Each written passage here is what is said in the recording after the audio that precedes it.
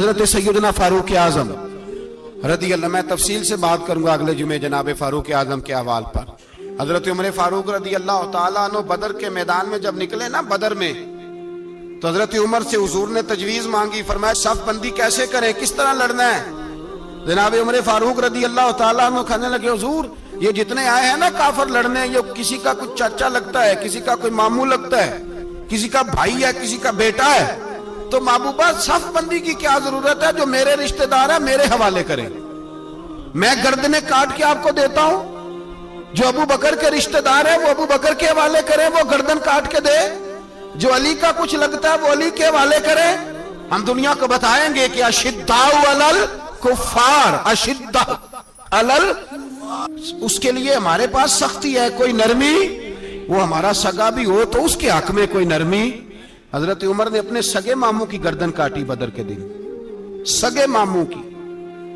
हजरत अबू उबादा बिन जर्राह, सुनो, इस्लाम अमन का दरस देता है, मोहब्बत का दरस देता है। भाई इस्लाम ही तो अमन का दरस देता है, पर जड़ी बूटी काटना बदअमनी नहीं होता। जालिम का हाथ पकड़ना बदअमनी, और अमन वाले और होते हैं बुज़दिल, इन दोनों में फर्क होता है। अमन वाला बनने का कहा गया है, बुज़दिल बनने का कहा। मेरे नबी पाक ने जो बदर में तलवार उठाई थी, जिरा पहनी थी, हुजूर अलैहिस्सलातु सलाम ने लोहे की जैकेट पहनी थी, तो वो भी मेरे रसूल पाक ने अमन के लिए ही पहनी थी। मेरे नबी पाक सल्लल्लाहु अलैहि वसल्लम ने उहद के दिन जो हथियार उठाए थे, तो वो भी अमन के लिए उठाए थे, वो भी अमन के लिए हुजूर ने हथियार उठाया था। हथियार उठाना बदअमनी की अलामत नहीं होता मेरे भाई, याद रखें। हजरत अबू उबादा बिन जर्राह ने मैदान बदर के अंदर जब जंग का तबल बजा, हालात बिगड़े, जनाब अबू उबादा बिन जर्राह कहते हैं तारीख ने एक अजीब मोड़ पे मुझे लाके खड़ा किया। आप फरमाते हैं मेरे लिए अल्लाह ने जो आजमाइश रखी वो सबसे बड़ी रखी। फरमाने लगे जब मैं मैदान में निकला तो काफिरों ने मेरे सामने जिसको लाके खड़ा किया वो मेरा सगा बाप था। अब फरमाते हैं अब मुश्किल बन गई। इश्क त्याग दोवी एक बराबर, ते इश्क दा सेक बधेरा, अग ते साड़े कख ते काने, ते इश्क साड़े तन मेरा, ते अग दा दारू मीं ते पानी, कोई दसे है इश्क दा दारू केड़ा, बुल्ले शाह उथे कुछ भी नहीं बचदा जिथे इश्क होरां दा डेरा। फरमाने लगे अब मेरे लिए सामने बाप, इधर बेटा। अब फरमाते हैं दो रास्ते थे, बाप बचाऊं या रसूलुल्लाह का दीन बचाऊं। एक मिनट था फैसला करने के लिए कि अब्बा बचेगा या दीन बचेगा, कुफर बचेगा या इस्लाम बचेगा। फरमाते हैं मैंने मिनट पूरा नहीं सोचा, मैंने तलवार उठाई, बाप की गर्दन काट के गिराई और रसूलुल्लाह का दीन बचा लिया। बाप की गर्दन कट के गिरी और नबी पाक का दीन बच गया, बचा लिया रसूलुल्लाह का दीन। हजरत उमर ने मामू को मारा। हजरत मुसअब इब्न उमैर कहते हैं तारीख मुझे भी लाके खड़ा करती है बदर के मैदान में, तो कुफर का लिबादा ओढ़ के जब सामने आया तो वो मेरा सगा भाई था। सगा भाई, हजारों कौमें वजूद में आई दहर में खुश्क तर के रिश्ते से, पर हमने बुनियादे दोस्ती रखी याद खैरुल बशर के रिश्ते से। सगा भाई कुफर का नुमाइंदा बन के सामने खड़ा हुआ। मुझे इकट्ठे खेलना भी याद था, मुझे एक बर्तन में रोटी खाना भी याद था, एक मां से लोरियां सुनना भी याद था। फरमाते हैं ये सारा कुछ याद था, पर इस्लाम के हक में दिया हुआ खुतबा जो मोहम्मद अरबी ने दिया था वो भी मुझे याद था। मुझे रसूलुल्लाह की बताई हुई बातें भी, फरमाते हैं मैं सारा कुछ भूल गया, पर मुझे अपने रसूल का पढ़ाया हुआ सबक नहीं भूला, वो मुझे याद रहा। मैंने फिर सगे भाई की गर्दन काटी और मैंने वो गर्दन काट के हुजूर के पास पेश की, और मैंने दुनिया को बताया कि हमारे लिए असल वो है जो हमारे रसूल हमें हुक्म इरशाद फरमाते हैं। ये रिश्ते हमारे लिए असल। हमारे अबू बकर सिद्दीक मैदान में निकले, बेटा काफिरों की तरफ से लड़ने आया है, सगा बेटा, और मेरे मुस्तफा करीम ने फरमाया औलाद बुज़दिल कर देती है आदमी को, पर जब ईमान पुख्ता हो तो फिर सहाबा ने इस बुज़दिली की भी परवाह नहीं की। सगा बेटा काफिर की जानिब से आया। हजरत अबू बकर सिद्दीक ने तलवार से हमला किया, बेटे ने ढाल आगे की। जब साहबजादे ने ढाल आगे की ना, तो हजरत अबू बकर की तलवार लोहे की ढाल से टकराई, तलवार गिर गई। अब हजरत अबू बकर निहत्ते हो गए, साहबजादे ने उठाई तलवार। कहता जब मैं मारने लगा तो ख्याल आया घर तो मेरा उजड़ेगा ना, बाप तो मेरा ही है ना। साहबजादे कहते हैं मैं अबू बकर सिद्दीक को छोड़ के चला गया। बाद में मुसलमान हो गए, कलमा पढ़ लिया। एक दिन घर में बैठे थे तो बात शुरू हो गई। साहबजादे कहने लगे अब्बा जी वो याद है ना जब मेरी ढाल से आपकी तलवार टकराई थी और तलवार गिर गई थी तो मैंने आपको बाप समझ के छोड़ दिया, मेरा ही घर उजड़ना था बाप समझ के। जनाब सिद्दीक अकबर रदी अल्लाह ताला अन्हो साहिब इब्ने शाम ने लिखा है कि अपनी सुरीन पर 2 दफा हाथ मारा, 2 दफा। कहने लगे बेटे तू उस वक्त काफर था, तूने मुझे छोड़ दिया। मैं जब वापस पलटा था ना उसी दिन उसी लम्हे तो मेरे दिल में ख्याल था कि बेटे ने तो छोड़ दिया है, लेकिन अगर बेटा यूं मेरी तलवार के नीचे आता मैं बेटा समझ के माफ ना करता, कुफर का नुमाइंदा समझ के कत्ल कर देता। इसलिए कि मेरी नजर में अगर कोई अहमियत है तो रसूलुल्लाह के फरमान की अहमियत है। बाप बेटे औलाद की कोई अहमियत है? अशिद्दाउ अलल कुफार, काफर से नफरत ही नहीं होती। हजरत उमर फारूक रदी अल्लाह, मुझे पलट पलट के याद आते हैं सैयदना फारूक आजम। हजरत फारूक आजम रदी अल्लाह तआला अन्हु से ईसाई बादशाह ने कहा मैं मिलना चाहता हूं। आप फरमाने लगे टाइम नहीं, जो तुझे मिलना है वो मदीने के गरीबों को ना मिलूंगा, वो रसूलुल्लाह के नौकरों को नहीं मिलूंगा, तुझे मिल के क्या करना है? मैं उन्हें मिलूंगा जिनके लबों पे रसूलुल्लाह का दरूद जारी है, जो मुस्तफा से प्यार करते हैं। मुझे तुझसे मिलने की कोई जरूरत हमारे यहां वो नफरत नहीं कुफर के लिए जो मुसलमान के दिल में होनी चाहिए। मेरे रसूल पाक सैयद आलम नूर मुजस्सम सल्लल्लाहु अलैहि वसल्लम ने जो लोग तैयार फरमाए, नींद तो नहीं आ रही आप हजरात? एक वो मंजर था हजरत उमर ने जब अपने सगे मामू को लताड़ा, जनाब अबू उबादा बिन जर्राह ने बाप को कत्ल किया, मुसअब इब्न उमैर ने भाई को कत्ल किया। एक वो मंजर था। एक वो मंजर था जब मुसलमान मक्के से मदीने आए, मदीना तैयबा पहुंचे तो मुस्तफा करीम ने फरमाया ये तुम्हारे भाई हैं, बस बात खत्म हो गई। ये तुम्हारे, भाई इतनी सी बात है, ये तुम्हारे, इससे ज्यादा नहीं। कोई लंबा खुतबा नहीं नबी पाक ने दिया। फरमाया ये तुम्हारे, अपने भाइयों की मदद करो। हद हो गई मदद करने की। भाई का बाजू पकड़ा, घर ले गए, कहने लगे ये 15 किले मेरे हैं, 6 जो तुम्हें पसंद आते हैं रख लो, तुम्हारे हो गए। घर का सामान बिस्तर रजाइयां तक निकाल के दरवाजे के अंदर रखे। भाई से कहा यार जो तुझे अच्छा लगता रख ले, आधा तेरा आधा मेरा। यहां तक एक वो मौका जब अशिद्दाउ अलल कुफार, एक ये मौका रुहमाउ बैनहुम।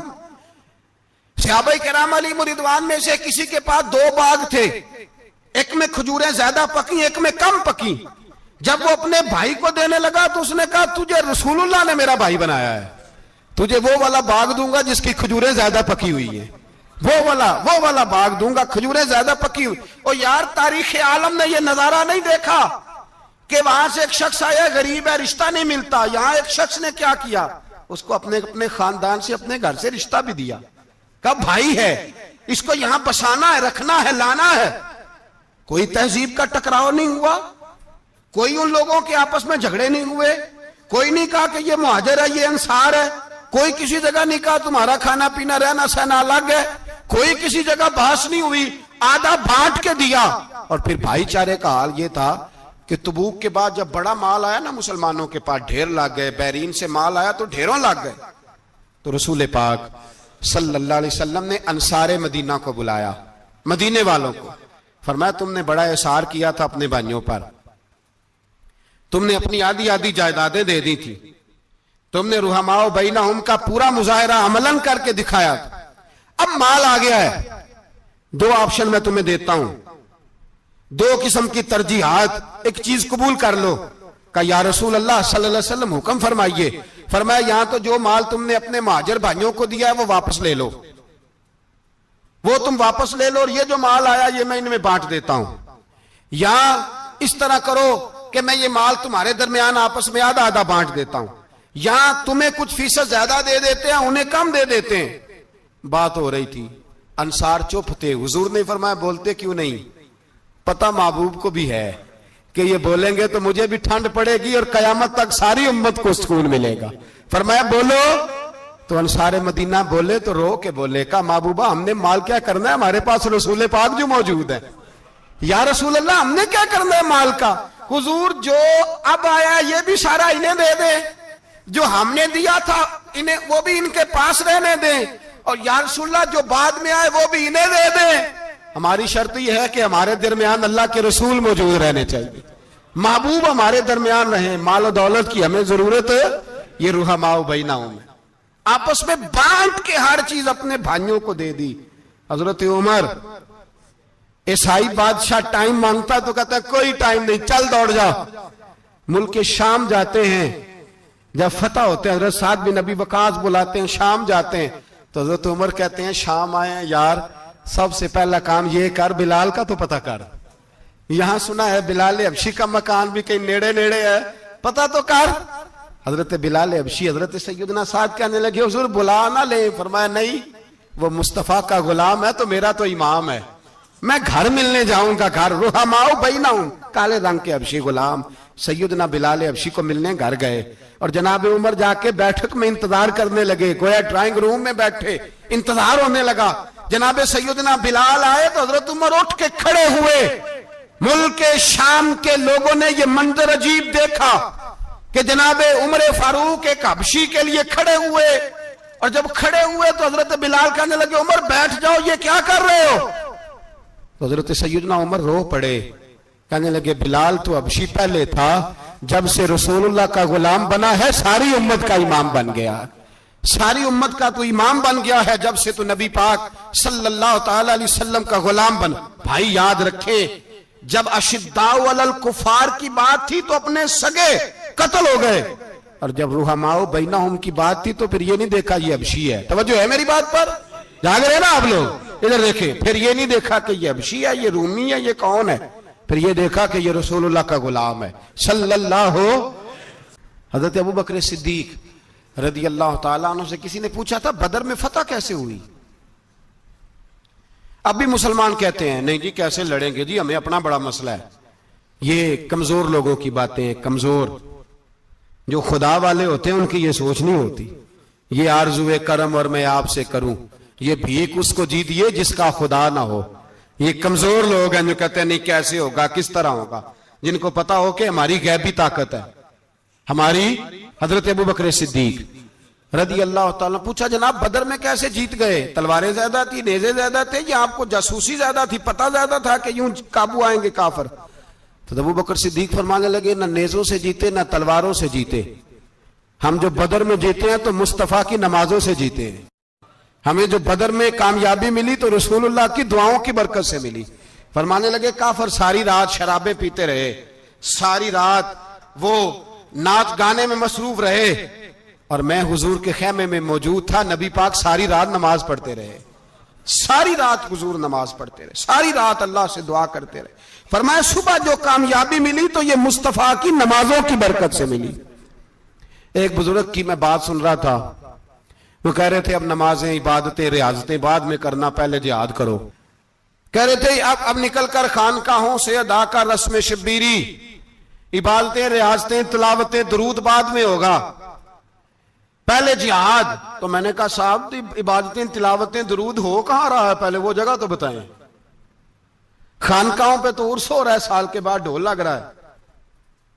वो जो जमाना था ना कि खानका शरीफ पे शाम तक कुरान मजीद खत्म होगा, फजर के बाद 50,000 दरूद पढ़ा जाएगा, वहां लोग आए हैं तो वहां जिक्र करते करते लोग इस कदर मस्त हुए कि उन्हें होश ही नहीं कहां के कहां गए।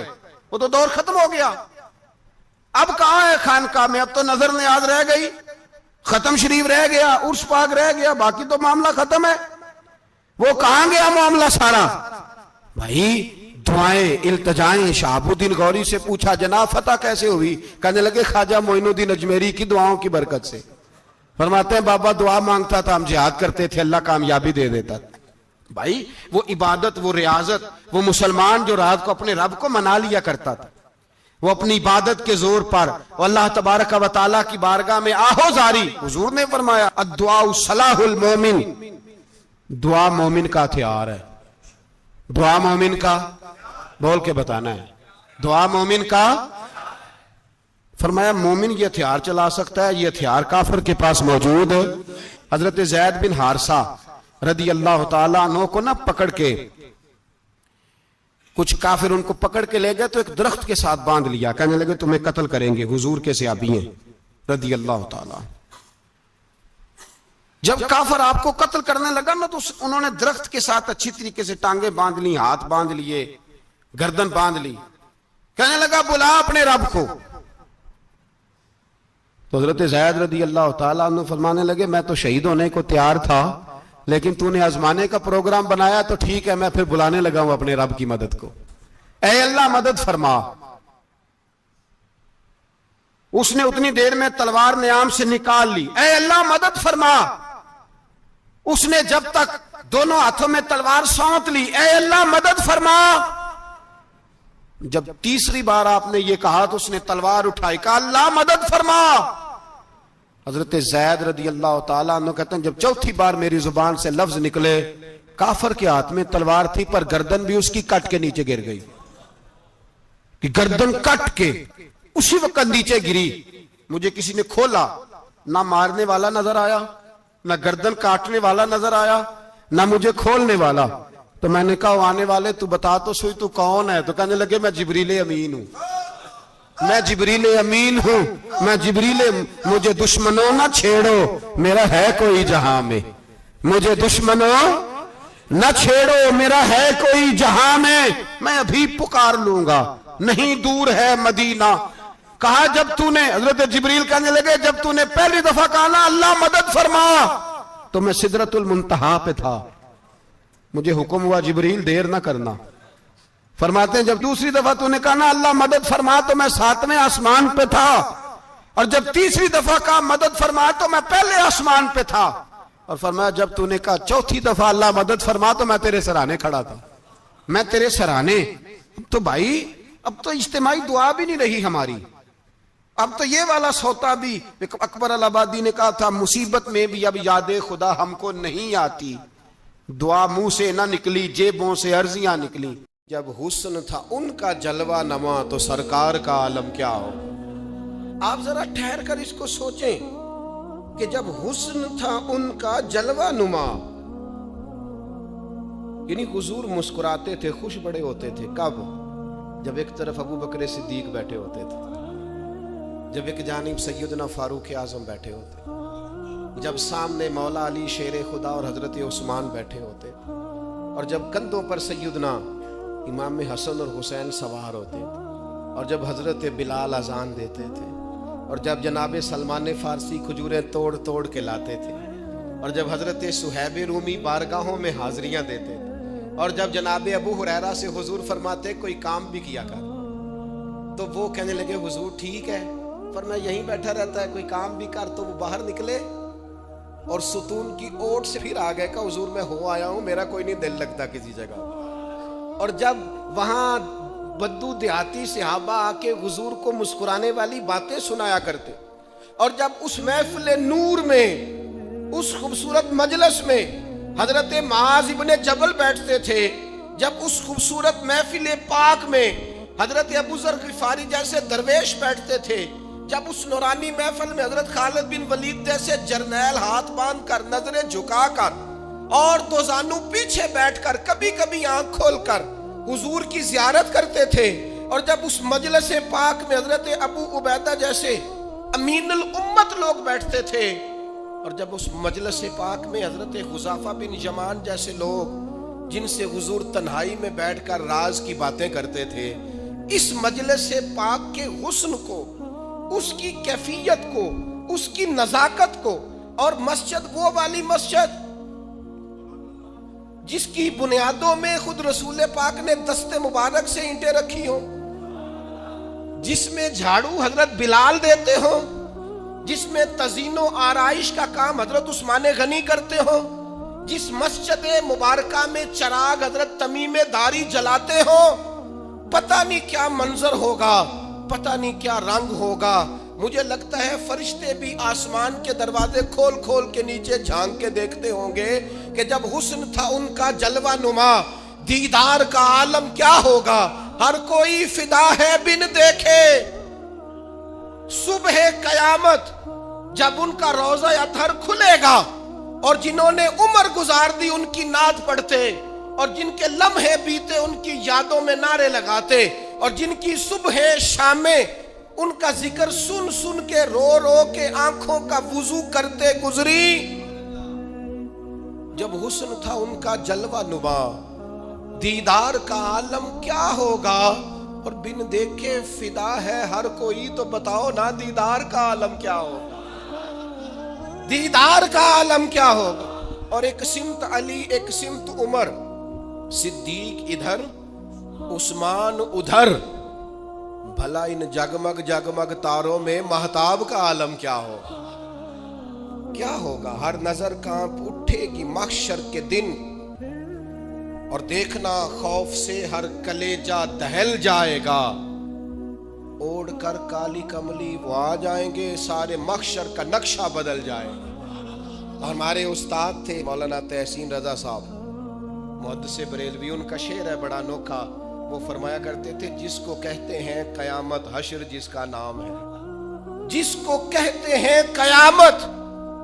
देखे ना, गुलाम की सबसे बड़ी ख्वाहिश और आरजू ये है कि हुजूर की ज़ियारत नसीब हो, कभी उनका चेहरा नजर आए। लंघ कई महीने ते बरस गए ते तेरी दीद नु दीदे तरस गए। तो कहा वो तो जश्न का दिन होगा जिसको कहते हैं कयामत, और हश्र जिसका नाम है। तेरे दीवानों के लिए वो दिन तो जश्न आम है।